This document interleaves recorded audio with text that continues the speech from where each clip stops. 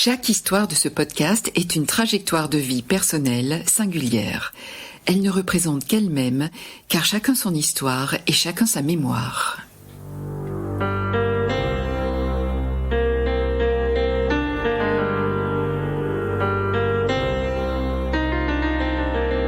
Et de nous, qui se souviendra? Par Nicole Guidicelli. Pierre-Henri, c'est le pied noir marseillais de Notre-Dame d'Afrique dont nous vous avons raconté l'itinéraire.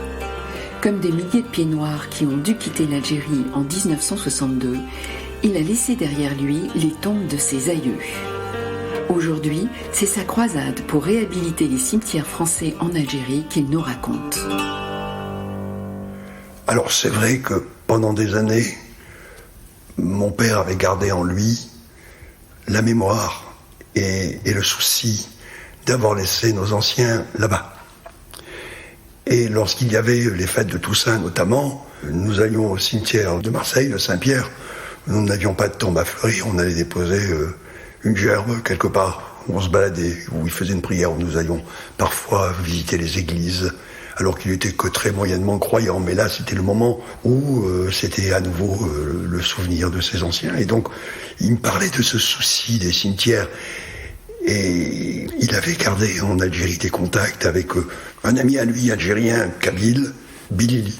Et Bilili, pendant quelque temps, a entretenu la tombe familiale au cimetière d'Alger. Donc j'avais ça dans un coin de ma tête, tout en étant très éloigné de l'Algérie et d'un potentiel, d'un probable retour, un improbable retour. Tout ça ne m'intéressait plus du tout. J'étais Marseillais. J'avais des enfants qui avaient grandi. Nous étions en 2002-2003. J'avais écouté le discours de Chirac à l'ambassade de France. J'avais trouvé que l'idée était bonne. Enfin, refaire la paix entre les communautés.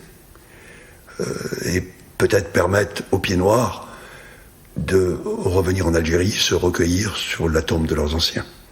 Et c'était un discours qui était intelligent. Ça faisait 40 ans que les pieds noirs avaient mis de côté l'Algérie, avec bien sûr toujours le deuil de leurs anciens laissés là-bas sur place.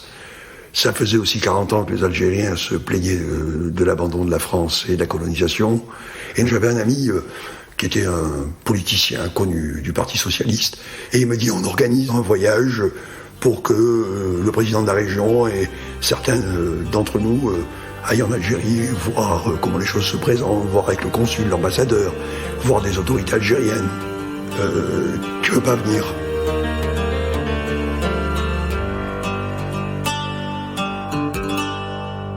C'est donc un peu par hasard que Pierre-Henri se retrouve en septembre 2004 à bord d'un avion qui s'envole vers l'Algérie avec une délégation importante de journalistes. C'est la première fois depuis 40 ans qu'il retourne dans son pays natal. Et donc je me suis retrouvé comme ça, atterrir à Alger. C'était... quand l'avion s'est posé, j'avais pas l'impression d'être revenu à Alger. Tout ça était différent de ce que j'avais connu.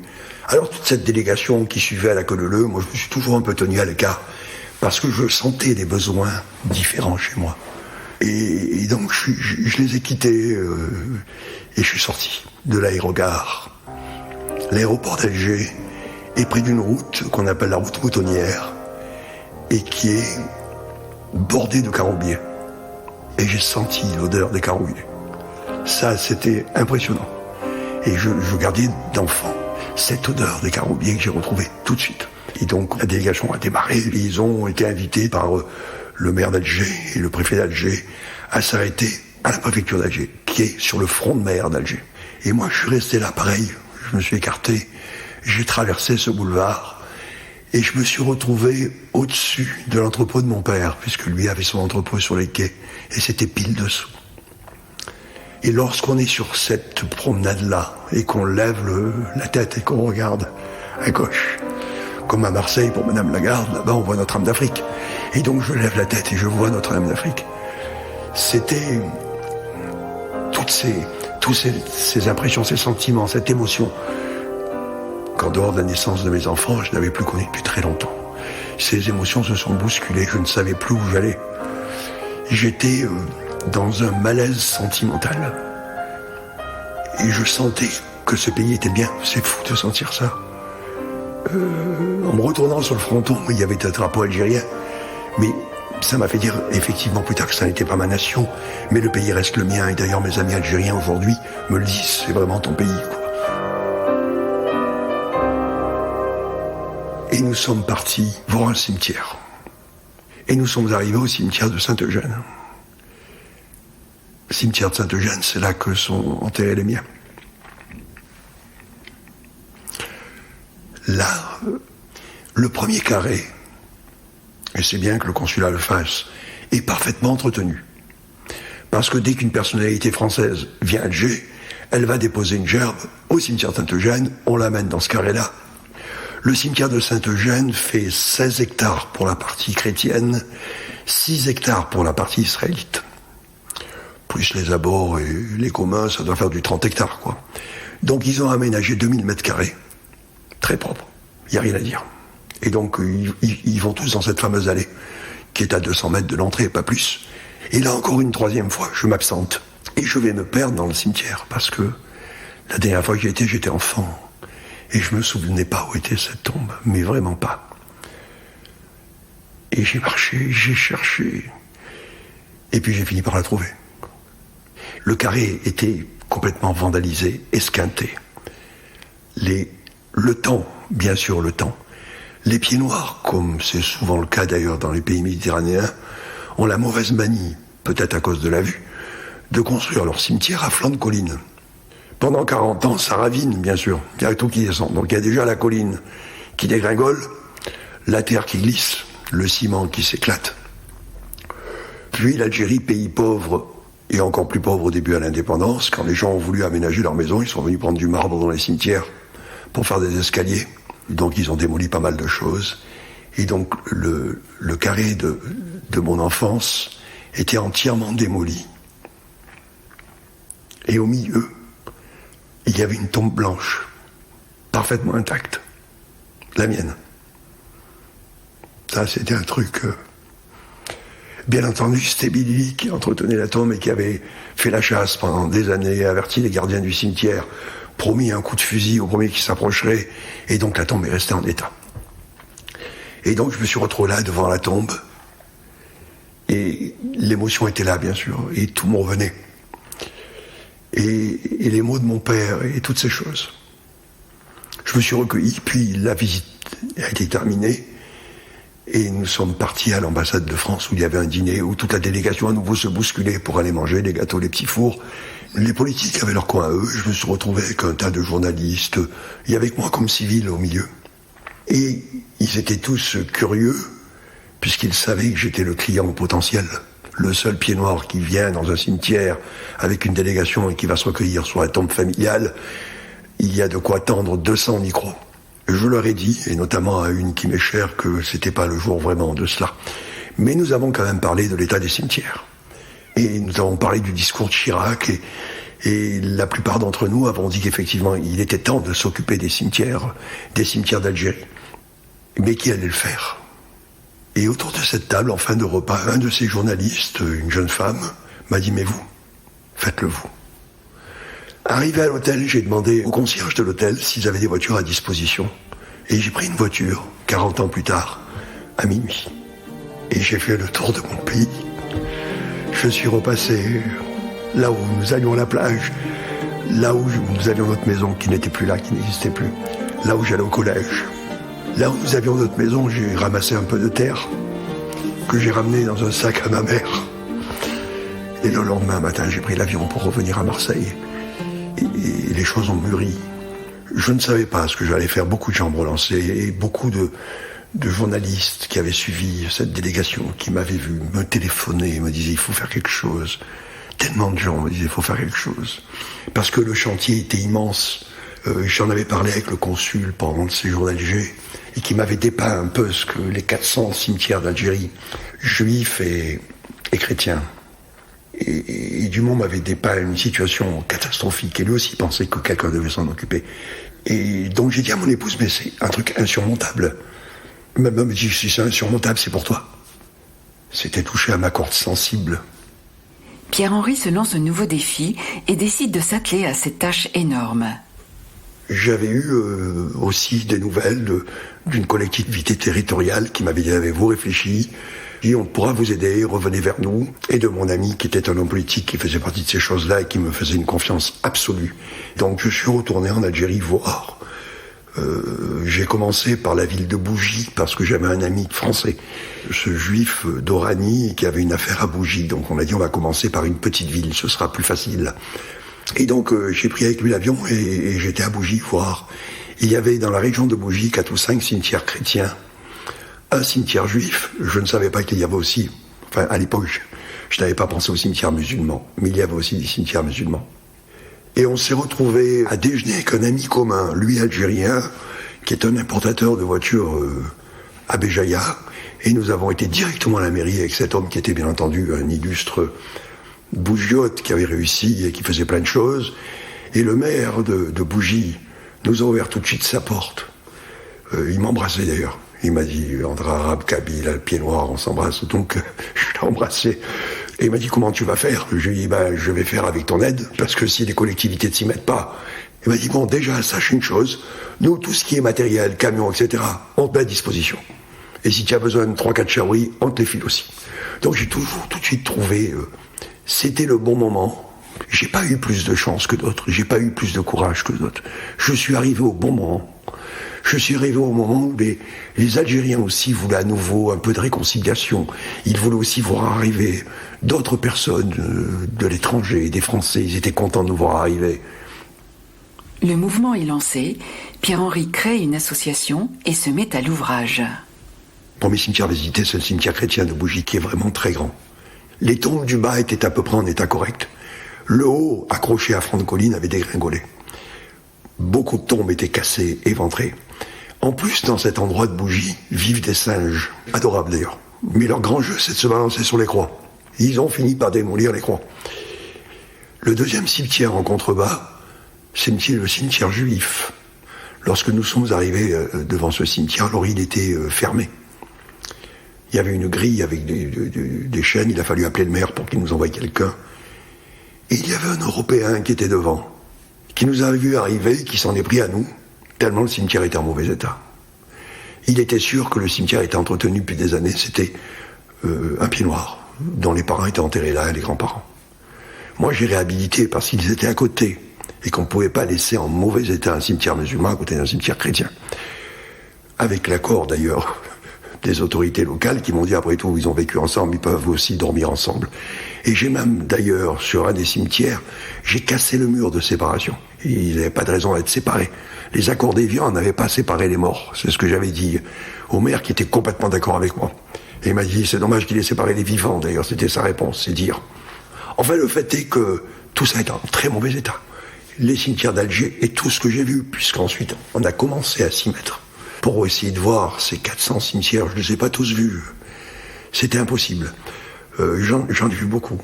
J'en ai vu avec les divers consuls de France en Algérie qui nous ont suivis, épaulés, guidés, remerciés aussi. Et qui ont été aussi formidables avec eux. On a créé autour de nous une espèce d'attroupement algérien, de maires, de préfets, d'hommes d'affaires, de gens de la société civile qui disaient après tout pourquoi pas. Moi j'ai bien connu la famille Hernandez, c'était des amis de mes parents, si je peux faire quelque chose je le fais. Et donc on s'est tous mis au boulot là. Et on a commencé à faire des travaux. On a trouvé un entrepreneur algérien formidable qui est aujourd'hui il m'appelle Roya, ça veut dire frère en arabe, c'est un frère. Parce que lorsque nous sommes rentrés dans le cimetière juif d'Alger, on ne voyait plus grand chose. Il n'y avait que de la terre. On savait qu'il y avait des tombes sur le haut du cimetière. En bas, on en voyait quelques-unes. Et cet entrepreneur nous avait expliqué que c'était un problème, puisque il fallait avoir des ânes pour monter le matériel, la flanc de colline, pour essayer de... On ne pouvait même pas faire monter les tractopelles, la colline ne tenait pas. Et chose formidable, lorsqu'il a commencé ce cimetière juif, et qu'il a commencé à décaisser la colline, tout était intact dessous. Il y avait de formidables escaliers en marbre blanc, immenses, qui était en état d'époque. La terre avait tout conservé. Et donc le cimetière juif d'Alger, on n'a fait que décaisser. On a réparé quelques tombes qui avaient été cassées par des chutes de rochers plus haut. Le reste avait simplement été passé sous la terre. Et on a fait un cimetière, on peut en voir les photos aujourd'hui sur les sites, le cimetière juif est très beau. Roger Hanem avait du reste téléphoné pour nous remercier. Et quand il est décédé, il a voulu être enterré dans ce cimetière juif d'Alger, là où était sa famille, bien sûr.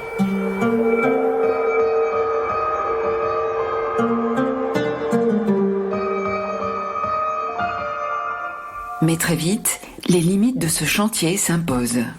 Le consulat de France a réhabilité quelques cimetières, mais très vite il s'est penché sur le regroupement. Et nous-mêmes, nous étions assez d'accord là-dessus.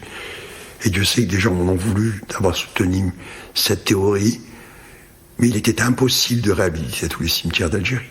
Trop nombreux, trop de travail, 400 chantiers à ouvrir. Nous, à un moment donné, nous avions 14 chantiers en même temps.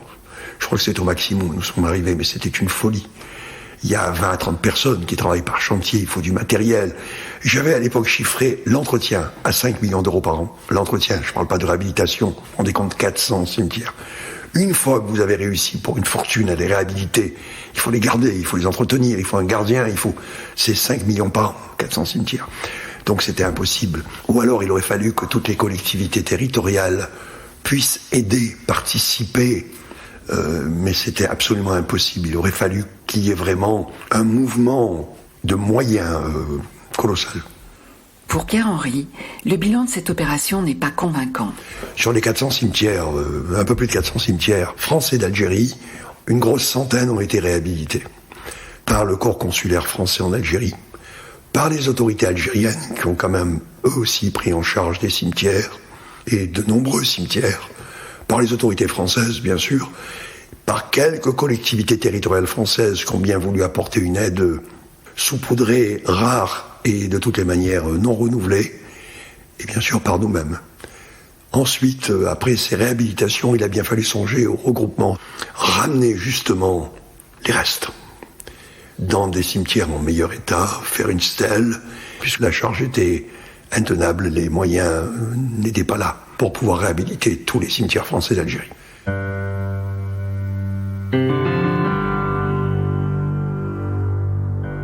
Les cimetières d'Algérie, pour les Pieds-Noirs, sont un seul et même cimetière.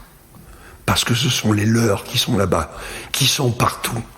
Même nous, lorsque je parle de mon tombeau familial, il est à Saint-Eugène, bien sûr, à Alger.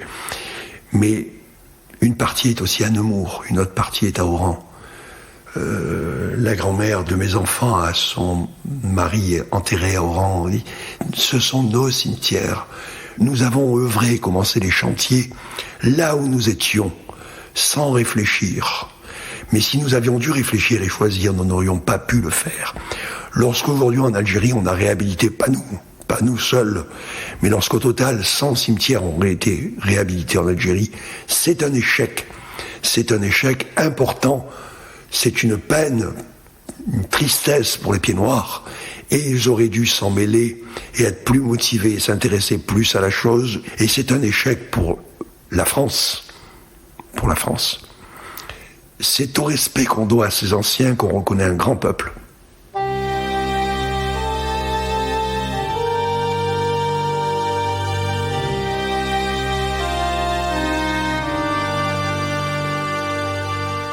Alors aujourd'hui, il reste de l'entretien qui est fait par les autorités consulaires françaises en Algérie. Il reste de l'entretien également qui est fait par les autorités territoriales algériennes dans les diverses provinces d'Algérie. Et je crois que c'est tout. Voilà où nous en sommes des cimetières. C'était un beau rêve. On en a construit un tout petit bout. Il fallait rêver plusieurs nuits d'affilée et nous avons fait le songe d'une seule nuit. Et voilà, la suite ne m'appartient plus. Les raisons de cet échec, il les a bien analysées. Il aurait d'abord fallu un véritable inventaire. Un vrai. Un inventaire pour 400 cimetières et pour les travaux nécessaires, ça demande beaucoup de monde, beaucoup d'argent, sans rien faire pour l'instant que faire dresser l'inventaire. J'ai été chef d'entreprise, je sais ce que c'est qu'un plan à 3 ans, à 6 ans. Et une entreprise ne vit pas si elle n'a pas un plan à 10 ans. Donc il fallait faire cela. Ça demande d'énormes moyens humains et financiers. Ensuite, l'inventaire fait, il fallait construire un véritable calendrier de travaux. Parce qu'on ne peut pas mettre en chantier 400 cimetières en même temps. C'est inimaginable. Donc il fallait aussi un vrai calendrier. Il fallait là un véritable comité lié au lieu de mémoire en Algérie, pas seulement au cimetière.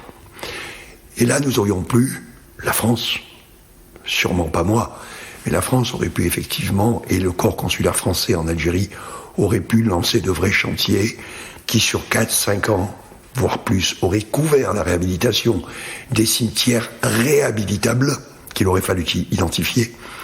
Puis, dans un plan de 2, 3 ou 4 ans suivants, aurait lancé le regroupement de la totalité des sépultures à l'intérieur des cimetières remis en état. Puis ensuite aurait géré l'entretien et le gardiennage de tous ces lieux, aussi colossal. Comment faire ? Ce qui a beaucoup manqué, ce sont les informations, et pour ça, je peux mettre en parallèle 2 choses.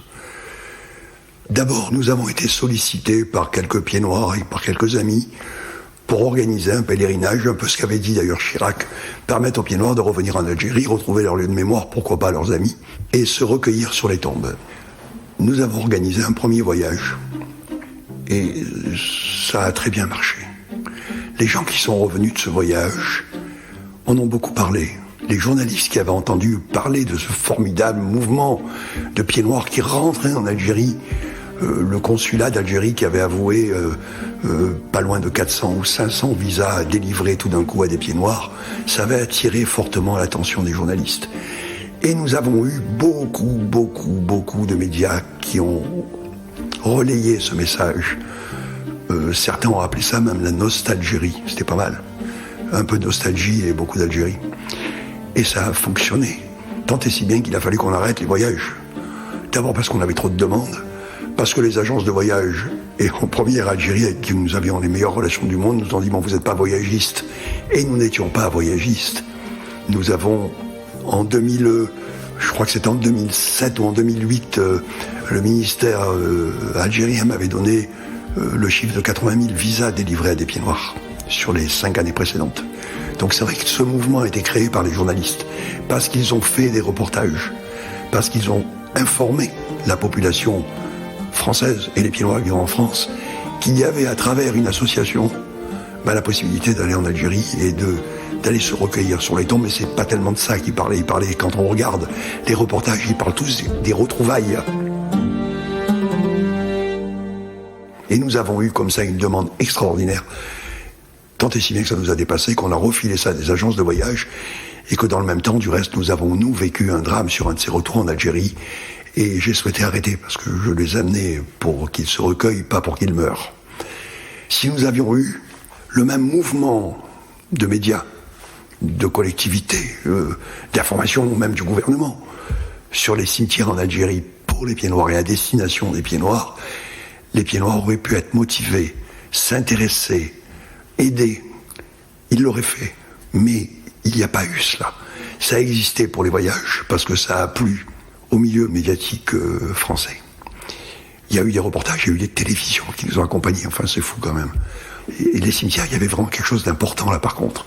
Il y avait quelque chose qui était la mémoire, la nécessité, le respect, l'image de la France. Quelle image de la France quand on rentre dans un cimetière français en Algérie et qu'on voit parfois des ossements qui se promènent dans les allées.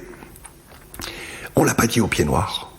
Peut-être même que dans leur colère et leur tristesse, ils auraient réagi en disant on va s'y intéresser. Que faut-il faire ? Je crois que très peu d'entre eux ont eu l'information. Ceux qui ont fait le voyage, ceux qui sont venus dans le but effectivement de revoir leur pays, mais qui en ont profité pour voir également le cimetière, ceux-là oui ont été sensibles. Mais c'est infime, trop peu nombreux. Et puis souvent, même s'ils ont été nombreux à venir, ils sont venus parce qu'ils se sont fait accompagner par leur famille, leurs enfants, les petits-enfants. Moi j'ai amené des gens où le grand-père venait avec sa fille, son fils qui était marié, etc. Donc tout le monde venait revoir, et donc il les amenait pas au cimetière d'ailleurs. Lui il allait se recueillir, mais il les amenait voir la plage de son enfance, le lycée où il avait été à l'école, Voilà, et donc, autant sur la partie tourisme en Algérie, entre parenthèses, le tourisme bien sûr, mais tourisme mémoriel en Algérie et cimetière, il y a eu un écart extraordinaire de l'information. Au début, les collectivités se sont intéressées, les collectivités territoriales françaises, parce que on parlait des cimetières France en Algérie, parce que les pieds noirs vivant en France étaient leurs électeurs. Donc ils ont tout de suite annoncé, moi j'ai certaines collectivités où j'ai des écrits qui disent non seulement nous allons aider à la réhabilitation des cimetières, mais nous allons inscrire un plan sur l'avenir. Et puis ils se sont rendus compte très vite qu'il n'y avait pas de rebondissement médiatique autour de ça. Ils n'ont plus rien inscrit du tout. On a lutté 10 ans. On a travaillé pendant 10 années. Et en plus de ça, en parallèle, nous avons fait un grand nombre de choses qui ont réussi. Les retours des pieds noirs, tellement réussi. Vous vous rendez compte, si j'en avais fait un commerce, j'aurais plus gagné avec le retour des pieds noirs qu'en 40 ans de vie professionnelle. Pierre-Henri prend de la distance, mais il ne regrette rien. J'ai fait au-delà de ce que j'avais envie de faire, de ce que je pouvais faire. J'ai aucun regret. Donc non. J'ai fait là quelque chose qui me tenait à cœur. J'ai ramené des gens dans l'émotion, là où leurs anciens étaient enterrés, dans des cimetières fleuris. Et en plus de ça, en plus de cette joie-là, de ramener les gens, de vivre avec eux des moments d'émotion, d'aller manger un beignet arabe. Vous vous rendez compte, le premier cimetière que nous étions partis pour visiter, on a quitté l'hôtel, nous étions une centaine de personnes à 10h du matin, pour traverser Alger, aller vers le cimetière de Saint-Eugène. Et on s'est arrêté place du gouvernement. Et nous sommes descendus des 3 bus, parce que tout Alger est venu place du gouvernement. Le téléphone arabe a marché et on s'est vu envahir la place du gouvernement. La sécurité algérienne qui nous encadrait était follement inquiète. Le commissaire en charge m'a dit « mais tu es fou, fallait les laisser dans le bus ». Ils se sont embrassés, il y en a qui venaient avec des plateaux, les tasses de thé dessus, enfin c'est fou, des gâteaux, enfin c'est incroyable. Donc il y a eu des mouvements, quand vous vivez ça, c'est un mouvement de joie, d'émotion extraordinaire. Nous étions très proches avant les événements et même au début des événements. Ils sont tous restés très proches. Les pieds noirs et les Algériens de cette bande littorale d'Alger, on va dire ceux qui vivent aux mêmes endroits aujourd'hui, ont des connivences, des souvenirs en commun, beaucoup plus que des larmes, même si des deux côtés il y a eu des larmes. Ils n'en ont jamais parlé. Moi j'ai fait rencontrer des centaines de pieds noirs et d'Algériens, avec des milliers d'Algériens. Pas une fois un mot plus haut que l'autre, jamais. Que du bonheur de se revoir, des souvenirs. Et certains même espéraient que les pieds noirs allaient revenir encore plus nombreux, voire certains se réinstaller. En filigrane, comme ça, je voudrais dire une chose importante, parce que c'est ce qui a accompagné tout ce temps important et long de travail en Algérie, sur tout ce que j'ai fait en Algérie, et notamment des centaines de pieds noirs, milliers, que j'ai accompagnés là-bas sur place plus tard. J'ai toujours eu l'inquiétude qu'un jour, il y ait comme ça un éveil des choses, une dispute, une polémique entre un pied noir et un Algérien. Je ne l'ai jamais vu.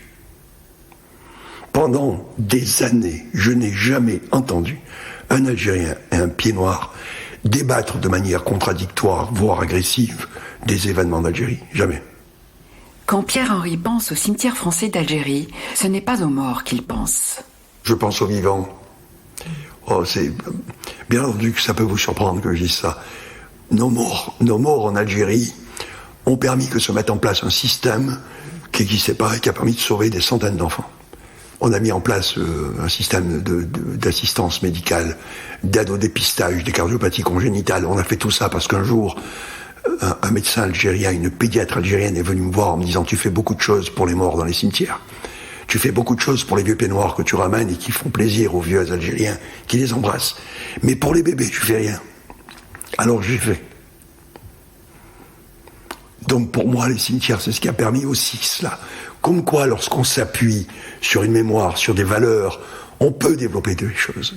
Moi, je me suis débrouillé pour faire avoir des appareils qui s'appellent des AccuSon, qui sont des échographies, qui permettent de dépister les cardiopathies congénitales chez les femmes enceintes.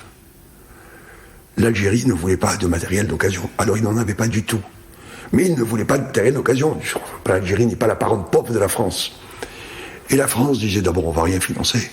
Et en plus de ça, même notre matériel qui a juste 2 ans d'âge et qu'on a réformé, on va pas le faire partir, hein, il dort dans les hangars là. On s'est arrangé pour que la société civile algérienne ait des accusons que la société civile française leur a donnés. Et les politiques de part et d'autre de la Méditerranée n'en ont rien su. Ils savent pas qu'ils n'ont pas acheté d'accusons, ils savent pas que leurs accusons ont disparu de leur hangar. Voilà. On a dû faire 100 000 dépistages. Vous vous rendez compte ? Quand j'ai arrêté de compter, on avait opéré 700 enfants. Et c'est de l'Algérie d'aujourd'hui dont il nous parle. Et les pieds noirs qui vivent en France ont bien sûr encore des tristesses, un peu de nostalgie, mais ils sont heureux. Je ne pourrais pas dire la même chose des Algériens. Je cite souvent un truc, lorsque j'étais enfant en Algérie, les trains étaient des Michelin. Comme en France, nous avions les mêmes trains, les mêmes rails, les mêmes transports. Les choses ont évolué. En France, la Michelin était remplacée par le TGV. En Algérie, il n'y a plus de Michelin. Il n'y a plus de rails. L'Algérie est un pays riche. La nomenclature algérienne vit, j'en connais de nombreux, vit de manière très confortable. Mais la majorité de la population vit quand même assez mal. Les jeunes n'ont pas de débouchés. Malgré les efforts qui ont été faits pour l'éducation nationale là-bas, il reste beaucoup de choses à faire. Il y a eu une période d'arabisation dans les années 80 qui a été catastrophique. Beaucoup de gens m'ont sollicité en Algérie. Parce que, comme j'avais réussi un peu sur les cimetières, pas mal sur le retour des pieds noirs et beaucoup sur autre chose, certains m'ont demandé est-ce que ça on pourrait pas le faire. J'ai été par exemple sollicité pour mettre en place des centres de formation en Algérie, former les jeunes Algériens, utiliser même les professeurs pieds noirs à la retraite pour créer des choses, soit faire venir ici les jeunes Algériens, soit amener des pieds noirs là-bas sur des périodes de stage, former les gens, leur apprendre un métier. Il y a des ascenseurs dans tous les immeubles d'Alger, ils sont en panne. Il n'y a pas d'ascensoriste. Personne ne répare les ascenseurs. Ils ne savent pas, ils n'ont pas formé les gens. Il y en a, mais très peu. Un ministre du Travail algérien m'avait invité à déjeuner pour me dire « Fais quelque chose, là. Tu as réussi avec les enfants malades. Là, fais-moi quelque chose. Trouve-moi 2000 professeurs à la retraite. Là. On fait quelque chose. On paye tout. On fait tout. » Voilà. Et j'ai essayé. Hein. Je suis arrivé en France avec mon panache blanc et mon destrier. J'ai été voir les autorités auxquelles peut-être j'aurais pu proposer, qui auraient pu... mais les portes étaient fermées. Tout était fermé. On est toujours dans les accords d'Évian, là, hein, on a le même état d'esprit. La France est toujours une ancienne colonie qui s'émeut de ce qu'elle a pu faire. Et l'Algérie justifie aujourd'hui de ses échecs, et elle en a. Et ça, je peux le dire, en prétendant et en prétextant que tout ça est dû à la décolonisation et à la colonisation. 55 ans plus tard, quoi. C'est la faute aux Français, faut arrêter. Quand les choses ne vont pas en Algérie, lorsque le tourisme ne s'est pas développé, que tout ce qui était satellitaire à l'économie ne s'est pas développé, rien. L'hôtellerie, la restauration, les industries, n'en parlons même pas. Les PME, les PMI, rien ne s'est développé. L'Algérie, c'est du gaz et du pétrole. Il y a 2000 kilomètres de côtes magnifiques avec les pins qui ont leurs racines dans l'eau. Dans la Méditerranée, il y a des endroits merveilleux où on pourrait faire beaucoup de choses dans le respect de tout ce qu'on veut. C'est l'échec de l'Algérie. Ils le font pas. Les jeunes sont assis sur des parapets, les jambes ballantes, et ils attendent, comme attendaient leurs pères et leurs grands-pères avant eux. Depuis 62, ils battent des jambes sur les parapets. C'est vraiment un constat pénible que je fais pour l'Algérie, pays que j'aime beaucoup, population que j'aime beaucoup. Mais tout comme la France, les hommes politiques, les gens qui dirigent, sont dans des sphères tellement hautes qu'ils ne voient pas ce qui se passe en bas. Mais alors, pas du tout, puis ça ne les intéresse pas. À mon âge, j'ai croisé beaucoup de choses.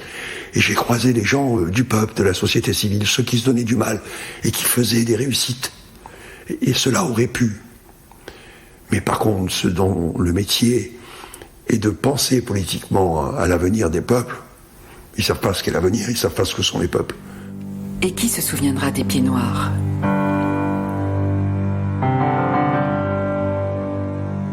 Je pense qu'il reste aujourd'hui environ 300 à 400 000 pieds noirs nés en Algérie. Parce qu'il s'agit bien de gens nés avant 1962. vous rendez compte que ceux qui sont nés en 62, aujourd'hui, ont déjà 60 ans. Pour ceux qui sont nés le jour de l'indépendance, les gens qui sont nés dans les années 50 en Algérie ont aujourd'hui 80 ans, 70 ans. Nous sommes partis 800 000. On est 300 000 à mon avis, je suis optimiste.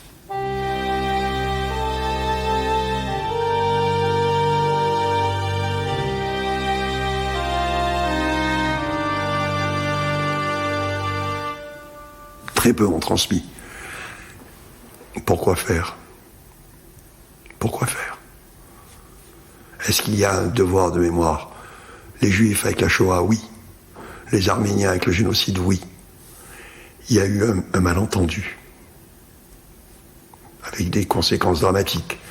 Il y a eu un malentendu. Ça aboutit aux accords d'Évian.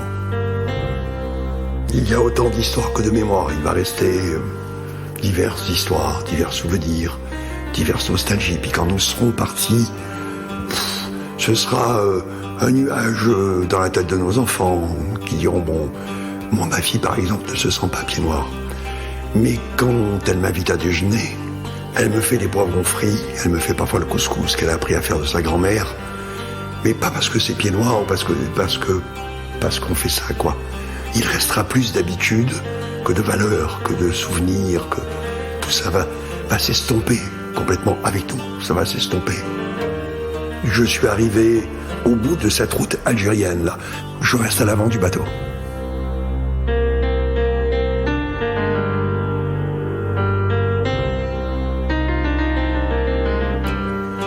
C'était Pierre-Henri Saint-Eugène.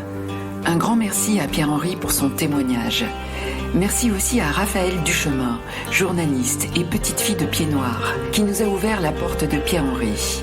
Et de nous qui se souviendra est un podcast produit et réalisé par Nicole Guidicelli. La musique et le montage sont de Jean-Christophe Treille, sur un thème de Pascal Simoni.